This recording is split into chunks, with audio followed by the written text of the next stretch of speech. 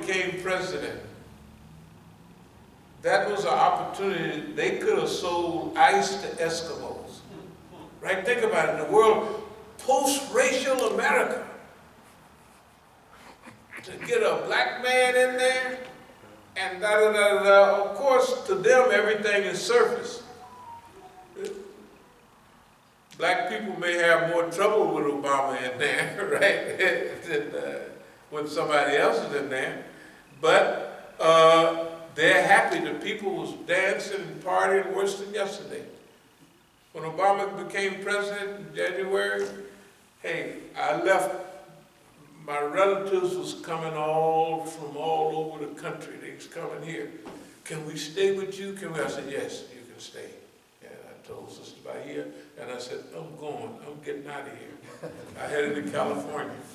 Yeah, I was out on the highway. January 20th, I was gone. I said, I'm not going to sit here and watch this. Oh, they was singing and partying and hallelujah, you know, and they was really going at it. Okay, but technically Obama did better than he was expected. They gave him a filthy economy, and he actually fixed it up, you know. But Obama made a mistake, 2 mistakes. The main one was that JCPOA with Iran. That was a major mistake. That was a mistake that the Israelis hated, the Saudis hated. And for that, that's why a lot of problems that they have right now. If y'all remember, Netanyahu came over here and got a 19-gun salute, standing ovation in the U.S. Parliament when Obama was in the White House, when the old mayor of Chicago was still in there with him, the Yahudi guy.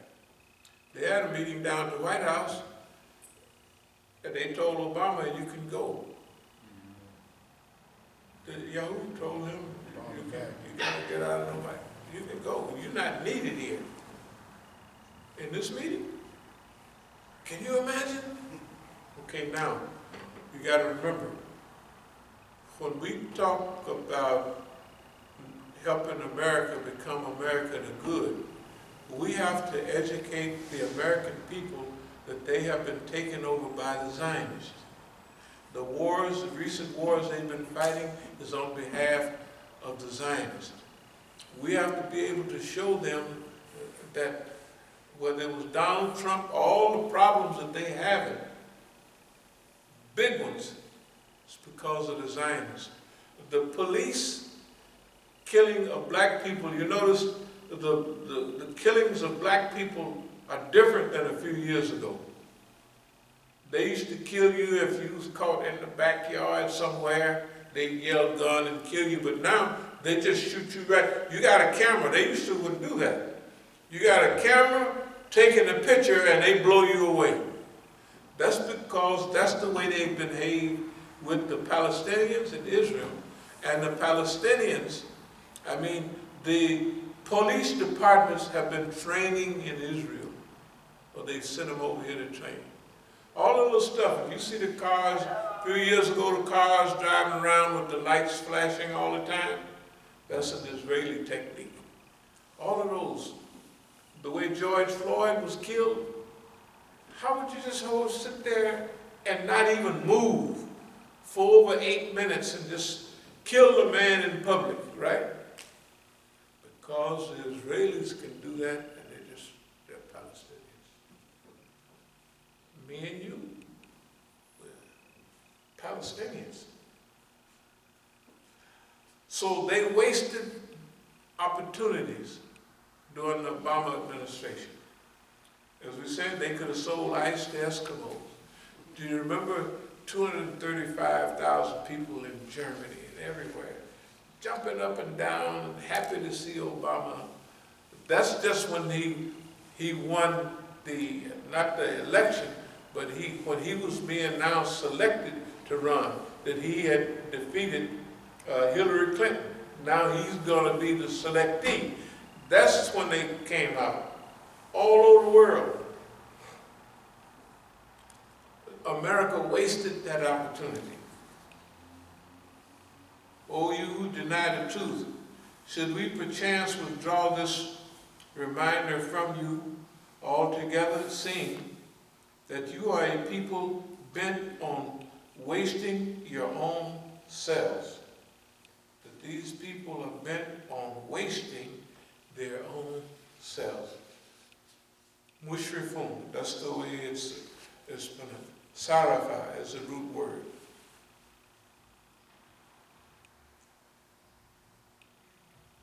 But as soon as we have freed him of his affliction, he goes on as though he had never invoked us to save him from the affliction that befell him. Thus do their own doings seem goodly unto them, who waste their own selves. And then there's a comment about the expression mushrif.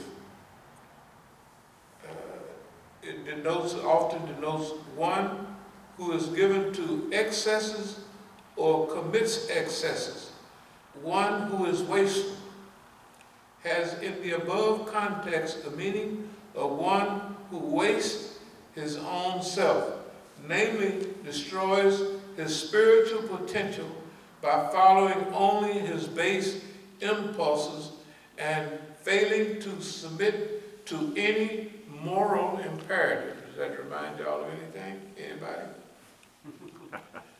Very similar expression. Aladina.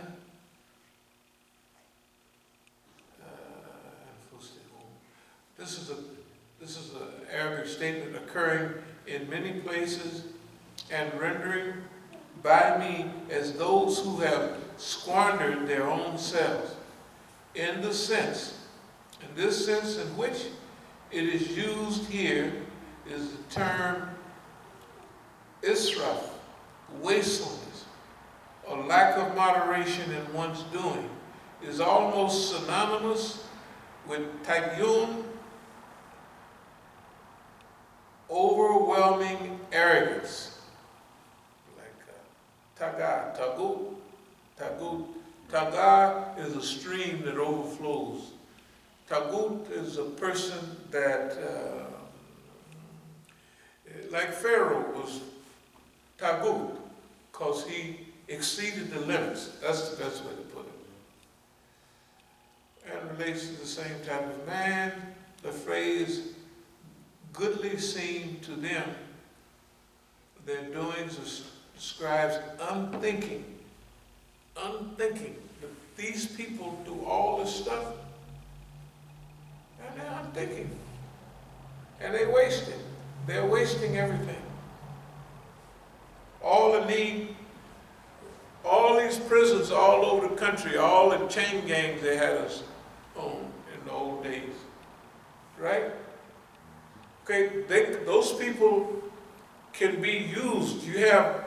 You're warehousing millions of people, and you're not using them, right? Because even the factories, they don't have the old-time prison factory, they don't have as many of those as they used to. Of course, the federal system still have cable factory and all that. When you see them rocket ships going out into space, the cables and all those are put together in U.S. prisons. And if they're lucky, they make $1 an hour or something like that.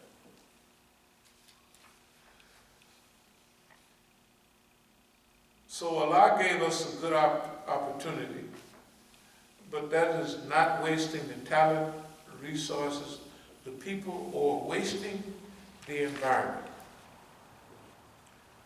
So now we come to the purpose of the Brother Tufayl Strategic Command Center. The purpose of that is to teach, train, educate people, and to show people how it's done. All the stuff we're talking about, okay, for many new people, you haven't experienced it, but we're beginning a new phase, And the beginning phases, we've all been through this before. So nonviolent resistance, that's our policy. Alternative resistance means that we would use the things in our environment, the churches, the mosques, the synagogue, right, to change the society. Why? Because the churches are full of people. They just don't have a mission. And I have friends that are big preachers in Oakland. So I talk to them like, yeah, man, what we can do is, like, we're going to try to live like Prophet Muhammad sallallahu alaihi wasallam, and y'all try to live like Jesus. That means you can park them big BMW, which all of them have. Them big old BMWs, and ain't none of them. Preachers think that it's automatic. They used to drive Cadillacs, now they drive them big BMWs, big Mercedes. They have to. They just think that's a part of, that goes with the job of being a preacher, right? So now we tell them, man, just get you a little Honda or something like that, and now try to use that money and wealth to help the poor and help them. Well, we have a little food program every now and then. So no, help them.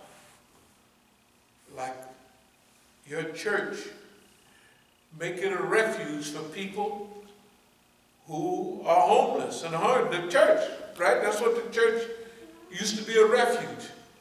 Mecca, a city of refuge, right?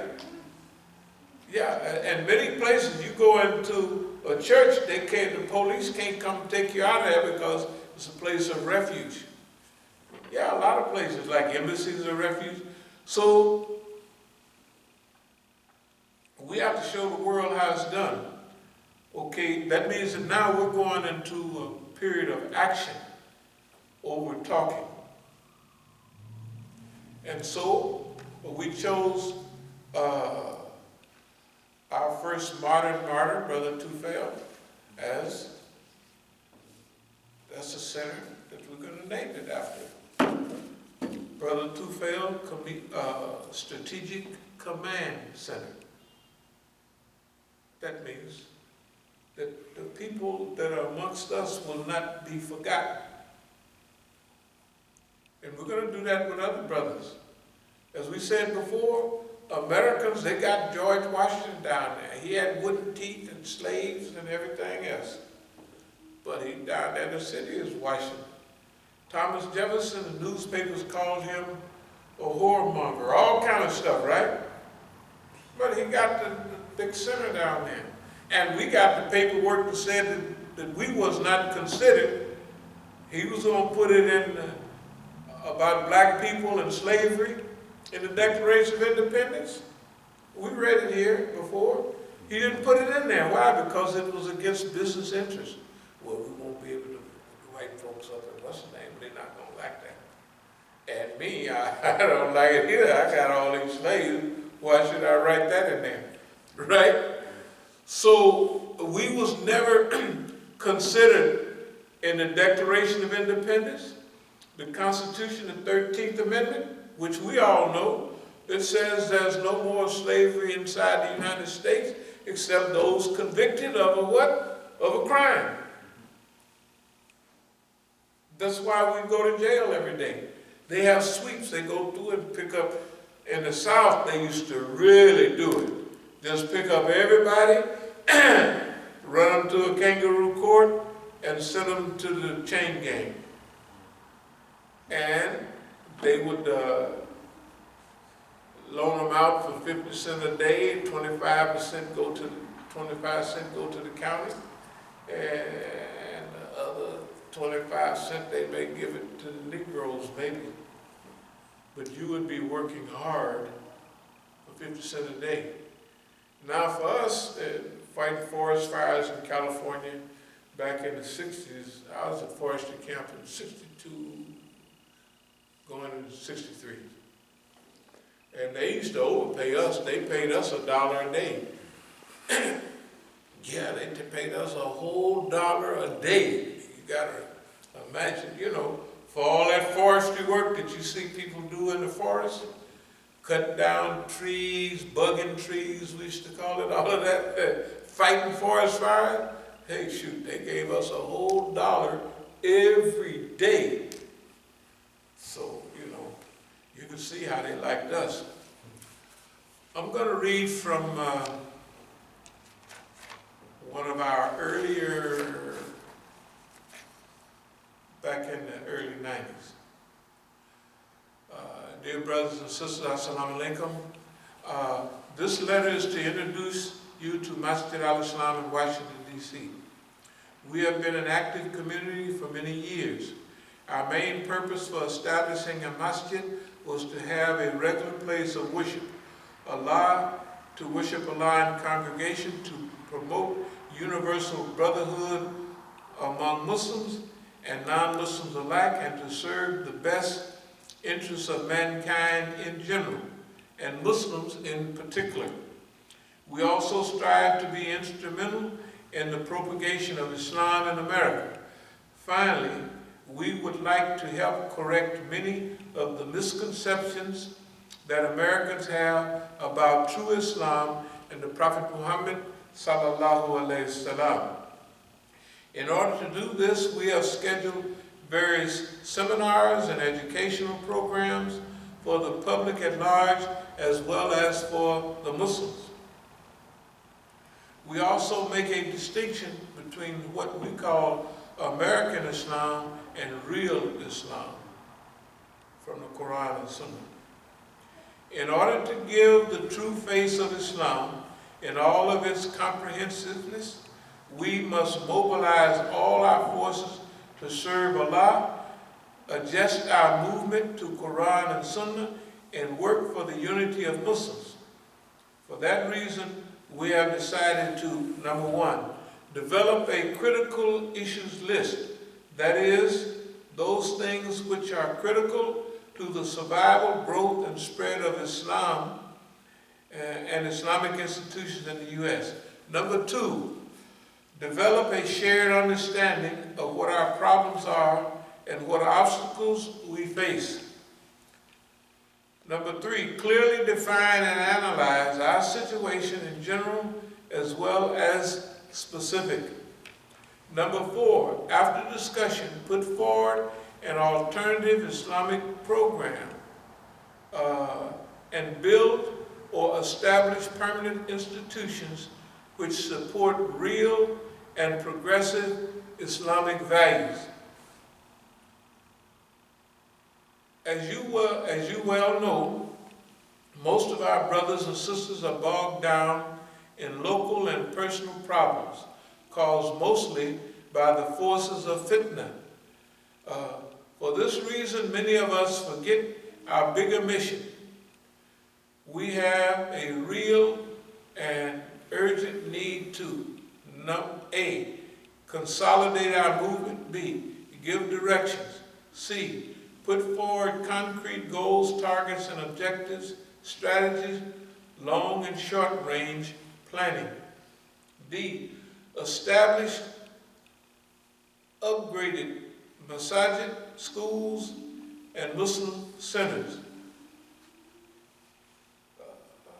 E, re-energize our dawah and tabligh, that is, call Americans to Islam while developing some support and sympathy for Islam, our cause, and our reason for existing.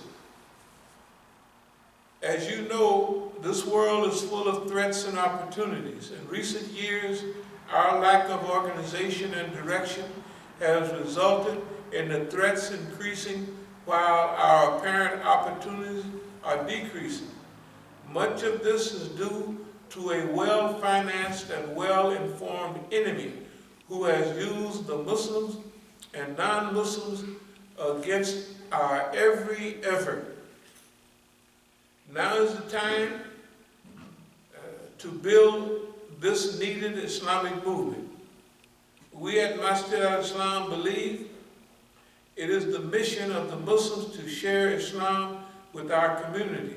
We have been working in Washington, D.C. area for this purpose because of increased awareness about Islam and Muslims. We have outgrown our modest masjid in Southeast Washington. That was our masjid on 8th Street. A lot of you may not remember, but that was really a healthy period. I mean, the poor little masjid, I don't know how all of those, can you imagine all of those, how they fit in that little place? The cars are parked up and down the street. It looked like any other masjid in the city. It was, I don't know how everybody fit in that little masjid, but they fit. And then this is talking about that center, not this one right here.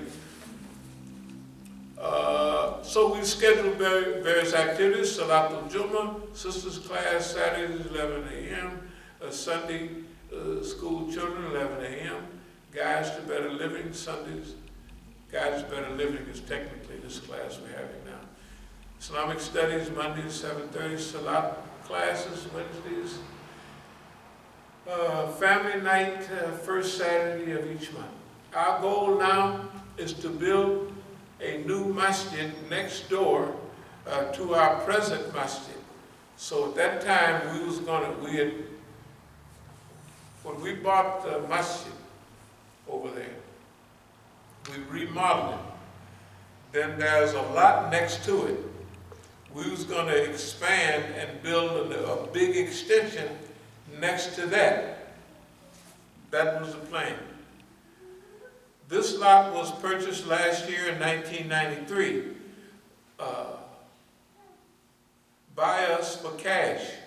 We need your help at this time in order to move ahead to stage 2. Your aid will help endure a firm, independent direction for this project. This masjid will, inshallah, contain a prayer area, classrooms, and one room for halal products, which are needed by Muslims. Cost for the project is estimated to be about $200,000. When we wrote that down, $200,000, everybody was laughing. They said, boy, them boys really be thinking about, trying to get busy. But I want you to remember what the plan was and think about the plan. The plan has always been masjid, business, a school, and living close together. In 1993, after some years, when we bought this building here in about 95, 96, and we opened in maybe 97, 98,